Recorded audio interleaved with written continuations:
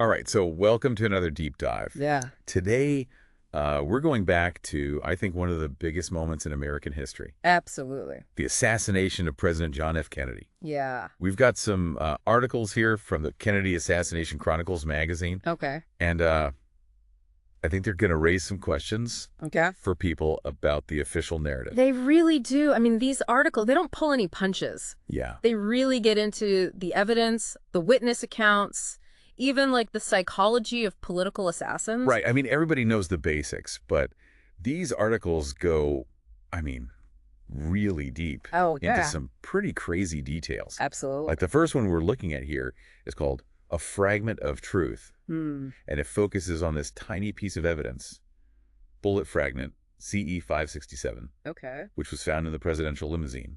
Right. And It's interesting, right? Because they think this fragment might actually have fibers Yeah. from President Kennedy's shirt collar embedded in it. like, whoa, if those fibers are actually from JFK's collar, Right. it could, I mean, totally change how we think about the bullet trajectory. Exactly. Even like the number of shots that were fired, like, Absolutely. it's crazy. Yeah, it's one of those things where it's like a tiny little clue that could Yeah. unravel everything. Yeah, totally. Yeah.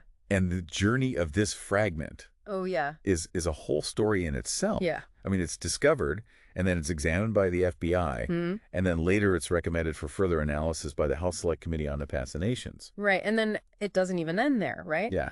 The Assassination Records Review Board, the ARB, ARRB.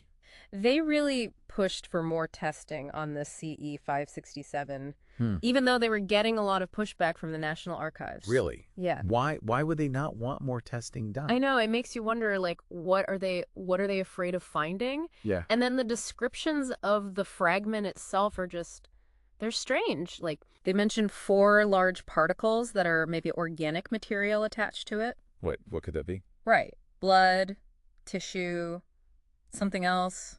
Yeah. We don't know. This is crazy. Yeah, it's The frustrating. lack of information is really frustrating. Yeah. And then the results of the testing that they did do are also kind of mysterious. Super mysterious, right.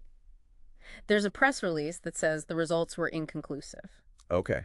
but they don't give any specifics. So did they even try to do DNA analysis Exactly. to compare? Like Right. the organic material with samples from JFK or Connolly? Yeah, we don't know. We don't know. It's crazy. It's a huge question that's just left unanswered. Totally unanswered. Yeah. And then there's this whole thing about a missing second bullet fragment. Right. The HSCA report mentions it, It mentions it. but nobody seems to know where it went. It's gone. Yeah. So we have 2 bullet fragments, Right. one that may be linked to JFK's collar Yeah. and another one that has vanished. Into thin air. It's mind-blowing. I know. And then it gets even more complex when you consider Yeah. CE 567 Yeah. and this other fragment, CE 569. Right.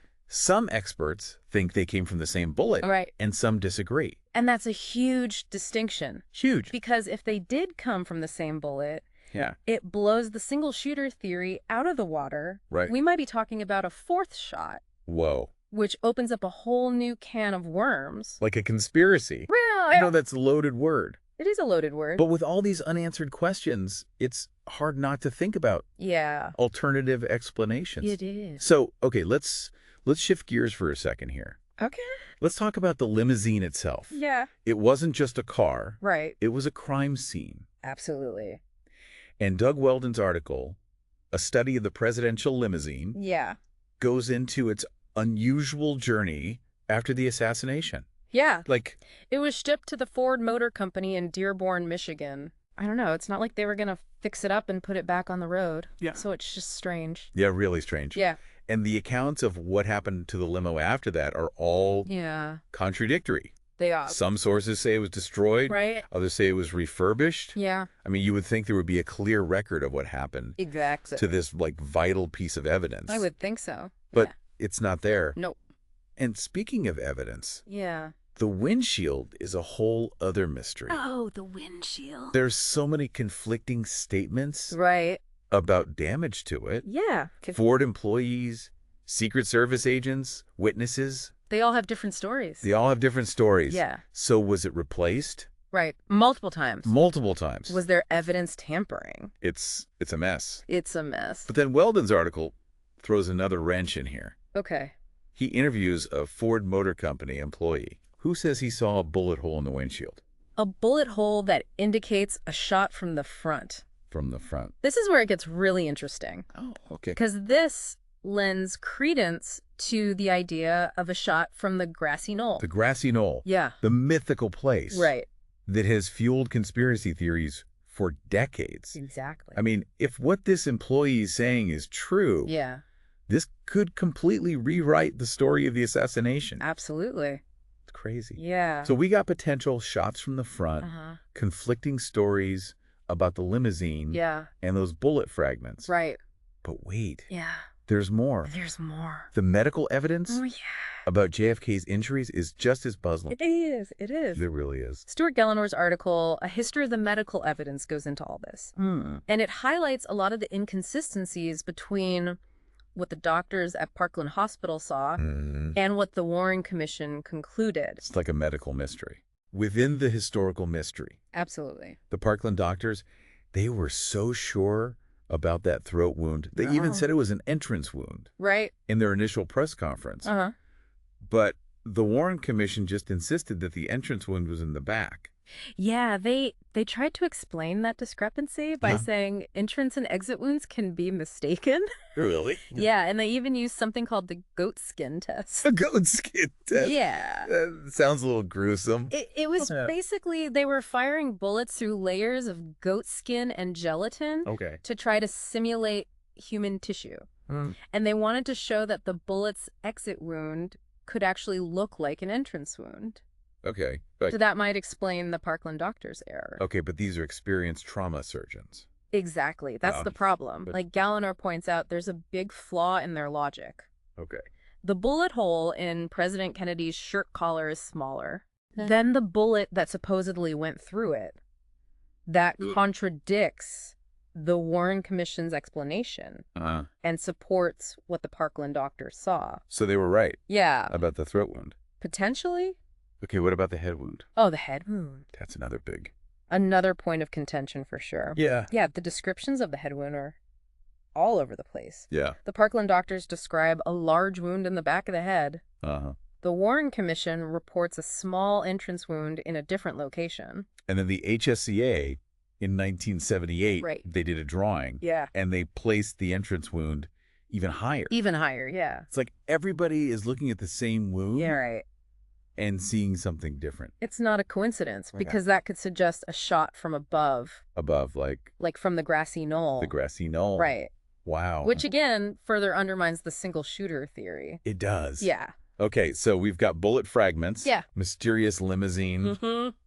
Conflicting medical reports. Yeah. Yeah. It's like somebody's trying to make the ultimate unsolved mystery. Right. But wait. Yeah. There's still more. Oh, yeah. Gallagher also goes into the witness accounts. Yes. From the grassy knoll. Yeah. Especially the people that saw a puff of smoke. The smoke, right? Oh. That's interesting how those accounts were challenged by a U.S. News and World Report article. Really? Yeah. They tried to discredit the smoke witnesses by saying that modern ammunition is smokeless. Oh, okay. And what people saw was probably steam or exhaust. Seems a little too convenient. Yeah, it does. But Gallagher doesn't let them get away with it. No, he doesn't. He brings in the evidence. He counters their arguments hard. Okay. She says multiple witnesses reported seeing smoke. Yeah. And there's expert testimony that says modern ammunition can make smoke. Okay. And he debunks their steam pipe explanation, too. He shows that the pipe was nowhere near where the smoke was. Interesting. Yeah, so we've got multiple witnesses backing each other up. Yeah. Expert testimony supporting their claims. And this really weak attempt to discredit them. Seems like somebody really wants those smoke signals to just disappear. It does, doesn't it? Yeah. And then if the smoke wasn't suspicious enough, we also have this encounter that Officer Smith describes where he runs into a guy who says he's a Secret Service agent. A Secret Service agent. On the grassy knoll. On the grassy knoll. Right after the assassination. A Secret Service agent just hanging out on the grassy knoll. Right. Right after the president was shot. Doesn't sound right. Doesn't sound right at all. No. Like, at all. And it gets weirder. Oh, no. The HSCA, when they were doing their investigation, Yeah. they couldn't find any record of a Secret Service agent being on the grassy knoll? being assigned to the grassy knoll that day. Okay, so who was this guy? Right. And what was he doing there? What was he doing there? Was he really a Secret Service agent? Was he a legitimate agent? Who went rogue, or was he somebody else? Yeah. We don't know. So many questions. So many questions. And so few answers. I know, it makes you question, like, how thorough were the initial investigations? Right. Or even, like, what were their intentions? Yeah, were they trying to cover something up? Yeah. Or at least, like, control the narrative. It's crazy. It is. Okay, so time to put our detective hats back on here. Okay. We still got a lot to cover. Yeah. And we got to talk about Lee Harvey Oswald. Right. The man at the center of it all. Yeah. Yeah. And Ian Griggs has this article called The Railroading of Lee Harvey Oswald. Okay.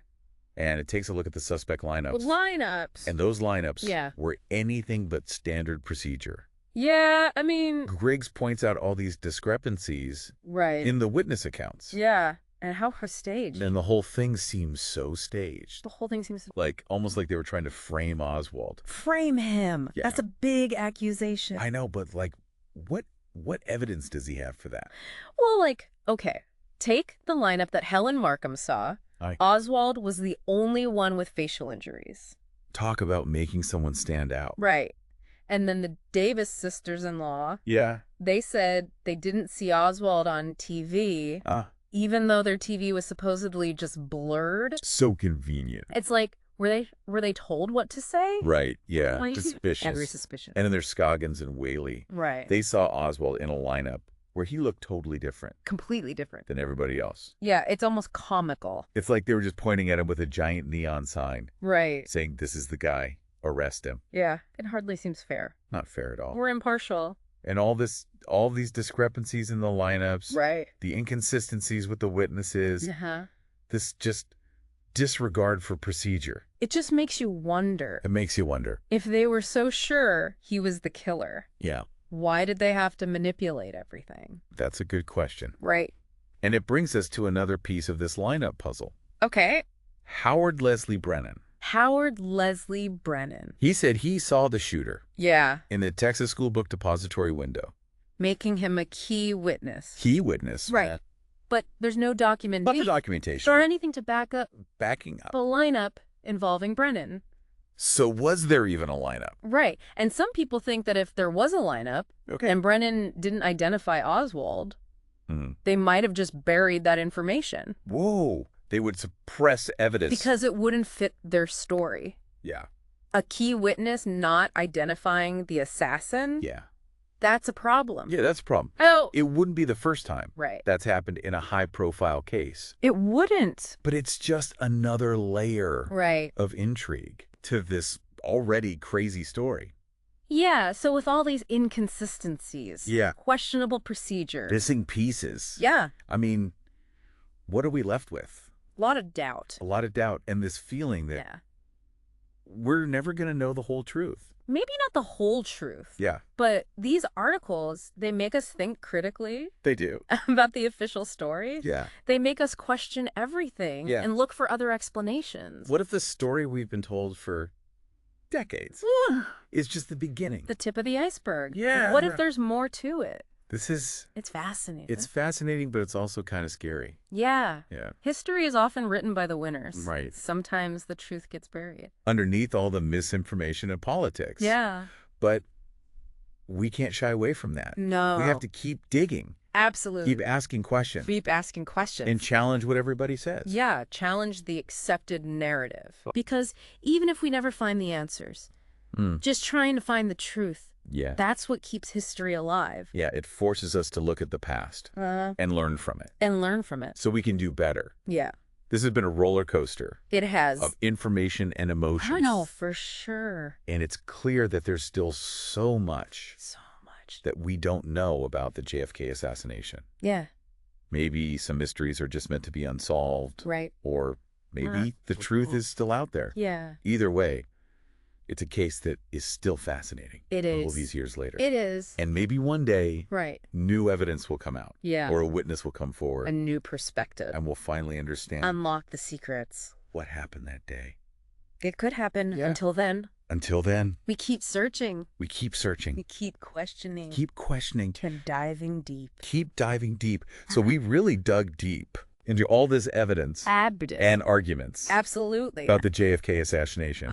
And it's pretty clear that there's way more to this story than what you'd find in like a regular history textbook. Like a simple explanation. Yeah, and what's cool about these Chronicles articles is they don't try to oversimplify anything. They don't. They embrace all the, all the messiness. The messiness and the contradictions. Yeah. They want us to think for ourselves. They do. They really encourage you to engage with the material. Yeah. Weigh the evidence, come to your own conclusions.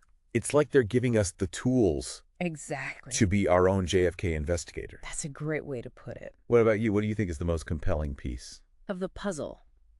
Yeah. Oh, that's a tough one. I think for me, it's that bullet fragment CE 567. Yeah. With the fibers that might be from JFK's collar. Right. I mean, that tiny little piece of metal. Would change everything. Yeah. Could rewrite the whole thing. Yeah. It's crazy. It is. It is. I mean, I agree. That's a huge detail. Yeah. But for me, it's all of it together. It is, right. It's like the total picture. Yeah, the medical reports. Yeah. The lineups, the grassy knoll. Yeah, when you put it all together. It just doesn't. It doesn't add up. Add up to to the lone gunman. The lone gunman, yeah. Right. Yeah. There's got to be more to it. Yeah, it's like this big web with all these unanswered questions. Unanswered questions, loose threads. And every time you pull on one. You just go deeper. Right, just go deeper down the rabbit hole. Yeah, but isn't that what makes history so interesting? It is. Right. Like there's always more to find. There's always more perspectives. More to uncover. Yeah, more truth to search for. Absolutely. And it reminds us that history is not just this, fixed story, you know? Yeah. It's a conversation. It's ongoing. Yeah. Always changing. Always changing. We should never stop questioning it. Right. Challenging the official story, you know? Yeah. Never stop searching for the truth. Well said. Thank you. This deep dive has been wild. It has. I mean, full of twists and turns. Pulled some errands in it. Things I never even knew. Mind-blowing stuff. Yeah. We may never have all the answers. Maybe not. But the JFK assassination, it's going to keep captivating people. For years to come. Absolutely. Because it's not just about a single event. Yeah, it's bigger than that. It is. It's about the search for truth. Yeah. It's about democracy, you know? Yeah. And the power of these unanswered questions. Wow. So to all our listeners out there. Yeah. What are you going to take away from this deep dive? What did you learn? Yeah. What really stuck with you? What really stuck with you? Keep thinking about it. Yeah. Keep researching. Keep diving deep. Keep diving deep. You might be the one to figure it all out. Maybe. You never know. You never know. Hey. All right. That's it for this deep dive. Thanks for listening. Thanks for joining us.